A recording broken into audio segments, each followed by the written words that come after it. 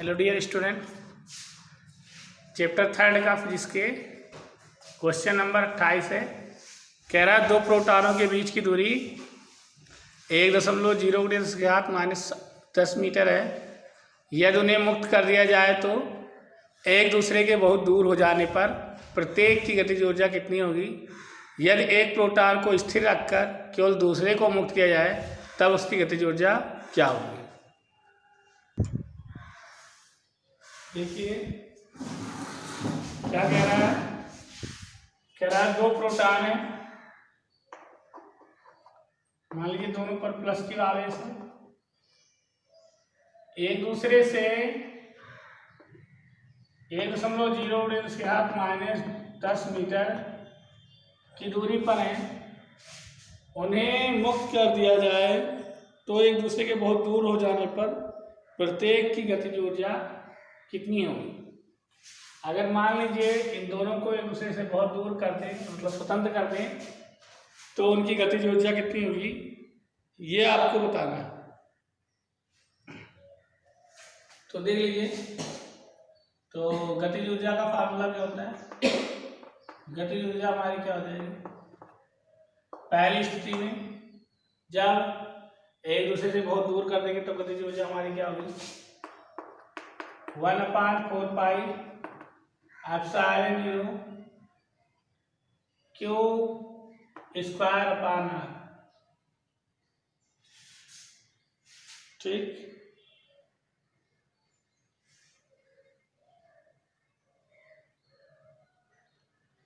तो Q का मान क्या है, प्रोटॉन का आवेश आप जानते हैं 1/4 पाई एप्सिलॉन 0 का मान 9 × 10⁻⁹। Q का मान 1.6 × 10⁻⁻19 और R का मान 1.0 × 10⁻⁻10 इसका स्क्वायर है। ठीक है, Q1 Q2 होता है तो इसलिए तो क्या हो जाएगा आपका 9 × 10⁻19, 16 का स्क्वायर 16 × 256 और 2 अंक बाद दशमलव हो जाएगा इंटू 19 × 38 -38, 10⁻−10 ऊपर जाएगा, 10⁻+10 हो जाएगा। क्या हो जाएगा 9 × 6 = 54, 9 × 5 = 45, तो 9 × 6 = 54, 9 × 45 और 5 45 5 49 और 9 × 2 = 18 और 4 22, 22 के बाद 2 अंक बाद 22.94 इंटू 10⁻9 और 10⁻23, 19 इसमें से घट जाएगा, 10 × 9 = 19, तो -19 बचेगा। ठीक, इसको आप लगभग लिख सकते हैं, इसको लिख सकते हैं 2 दशमलव यहाँ लाएंगे तो 2.29 हो जाएगा 10⁻−90। इसको आप सिंपल से 2.3 लगभग लिख सकते हैं गुणे 10⁻−19 जूल। ठीक, ये तो वो स्थिति हुई एक दूसरे से दूर जाने पर, तो गतिज ऊर्जा इतनी निकलेगी। अगर पहली कंडीशन क्या है, पहली शर्त है इसमें, कह रहा है जब यदि उन्हें मुक्त कर दिया जाए तो एक दूसरे से बहुत दूर जाने पर प्रत्येक की गतिज ऊर्जा कितनी होगी। तो एक दूसरे से दूर जाने पर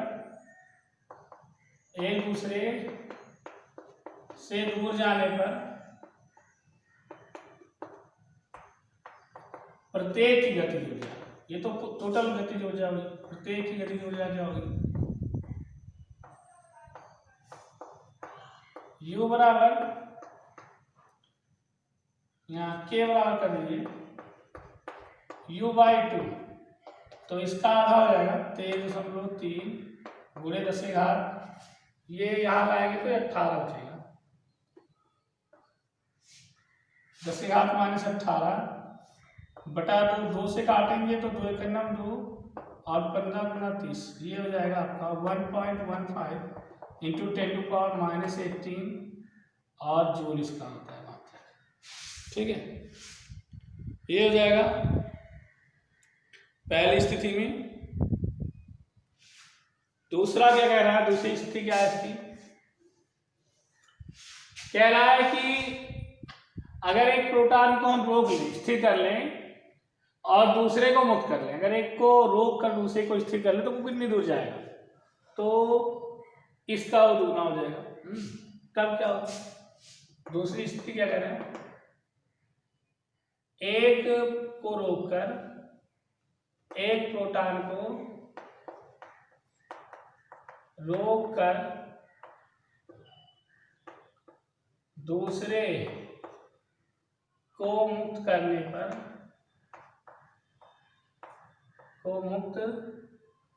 करने पर गतिज ऊर्जा क्या हो जाएगी, जो हमारी गतिज ऊर्जा हो जाएगी के बराबर वो यू हो जाएगा, दोनों का मान बराबर हो जाएगा, तो हो जाएगा क्या 2.3 × 10⁻⁸। तो दोनों का मान जो है बराबर हो जाएगा अगर एक को रोको।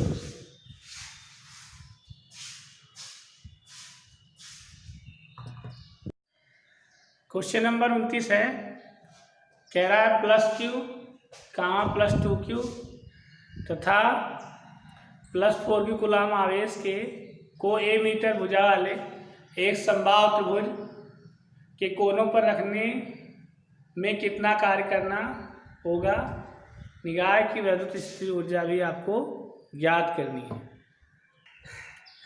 देखिए क्या कह रहा है, कह रहा है समबाहु त्रिभुज है, समबाहु त्रिभुज मतलब उसकी सभी भुजाएं बराबर होंगी। अब कह रहा है इस पर 3 आवेश है, +Q,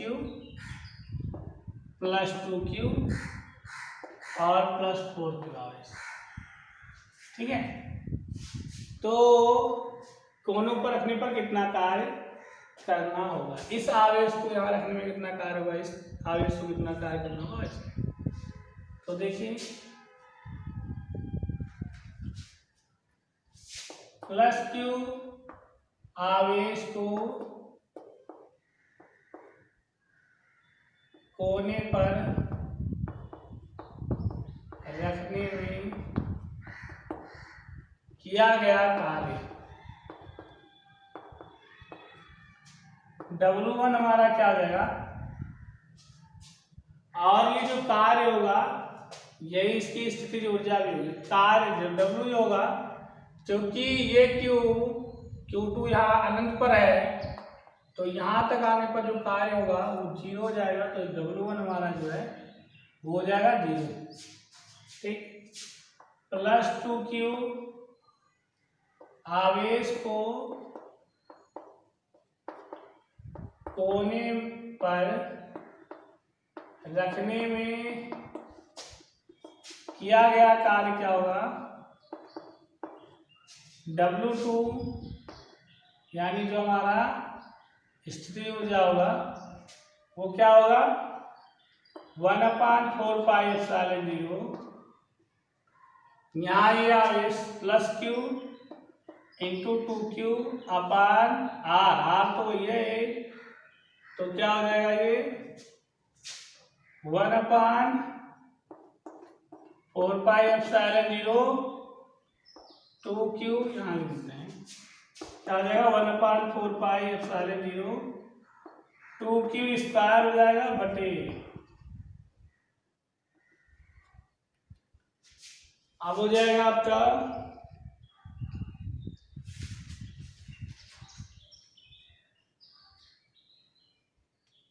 फिर इस आवेश के कारण +4Q आवेश को कोने पर रखने में किया गया कार्य W3 आपका क्या हो जाएगा 1/4πε0, ये 2Q इंटू ये 4Q बटा दूरी R आपका यही है, क्या हो जाएगा WT2 बराबर W3 बराबर 1/4πε0 4×8 Q स्क्वायर बटे A। ठीक, ये हो गया। अब कह रहा है इन सभी को रखने में कुल कितना कार्य, तो कुल कार्य क्या होगा, कुल कार्य टोटल वर्क क्या हो जाएगा, सभी बिंदुओं को रखने में कार्य हमारा क्या हो जाएगा W बराबर W1 plus W2 plus W3, और यही कार्य क्या होगा, कुल कार्य बराबर ऊर्जा, स्थितिज ऊर्जा, यही हमारी स्थितिज ऊर्जा भी होगी। स्थितिज ऊर्जा जो ये कार्य होगा यही हमारी स्थितिज ऊर्जा भी होगी। तो क्या हो जाएगा, पहला है 0, दूसरा है 1/4πε0 2Q स्क्वायर अपान, इसको कॉमन ले 2Q स्क्वायर अपान A, दूसरा है 1/4πε0 4×8 8Q स्क्वायर अपान A, ये है। तब आगे देख लीजिए,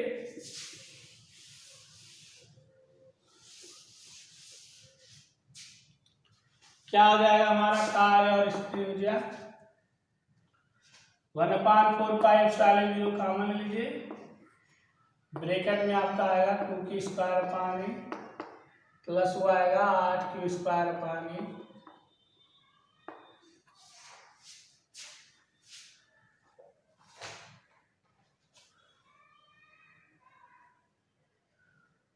और सुनिए ये जो कार्य होगा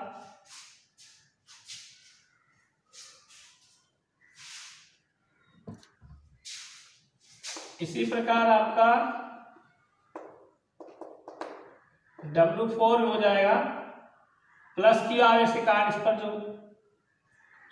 जो है कार्य करना पड़ेगा, वो क्या होगा 1/4πε0 4 का Q से गुणा तो 4Q square upon R A, ये हो जाएगा।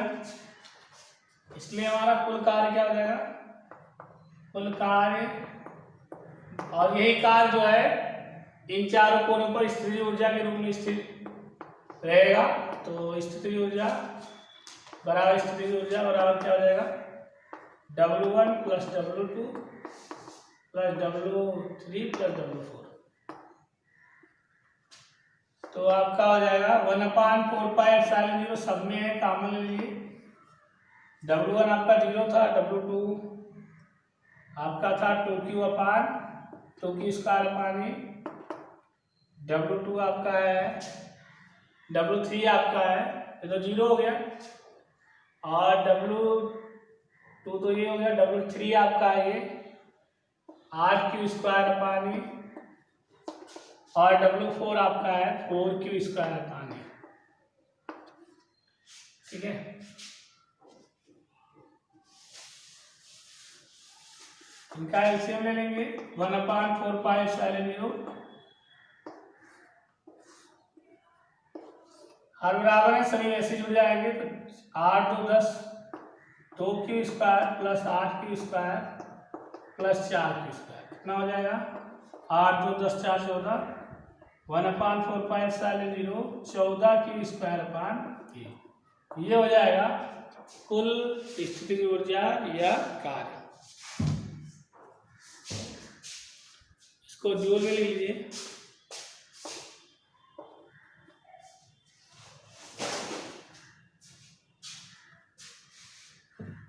क्वेश्चन नंबर 30 कह रहा है दिए गए आवेशों के निकाय की कुल वैद्युत स्थितिज ऊर्जा ज्ञात कीजिए।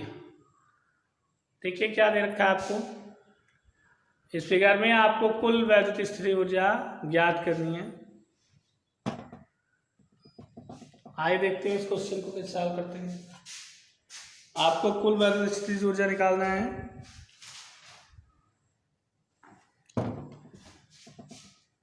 अब देखिए आपको यहाँ U1 U1 क्या हो जाएगा आपका, तो देखिए माइनस क्यू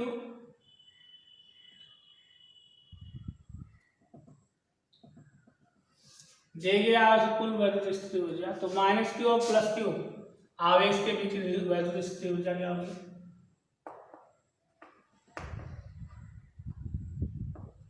के कारण वैद्युत स्थिति ऊर्जा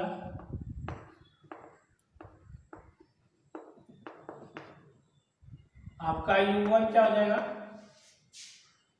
और सेम साइन ये भी है तो क्या हो जाएगा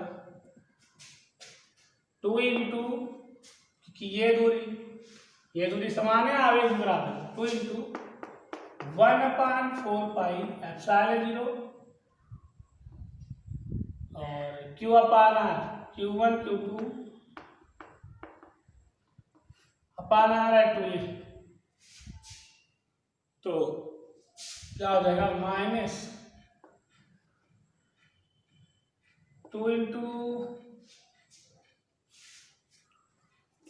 1/4πε0 माइनस तो बाहर कर दिए Q² अपान 2 हो जाएगा। अब देखिए, अब ये प्लस Q और इसके बीच Q आवेश होगा,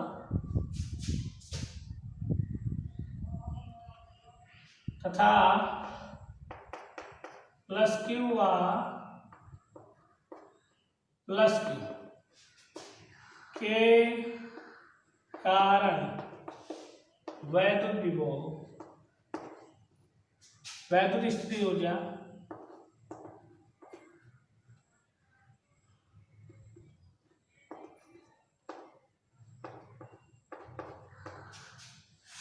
आपका U2 क्या हो जाएगा 1/4πε0 Q² अपान A, ठीक है। तो क्या कह रहा है, कुल वैद्युत स्थिति ऊर्जा आपका, कुल वैद्युत स्थिति ऊर्जा क्या है,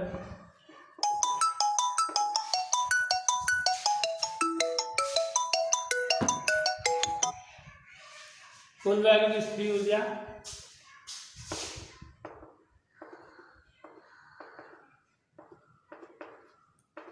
U बराबर U1 प्लस U2, तो क्या है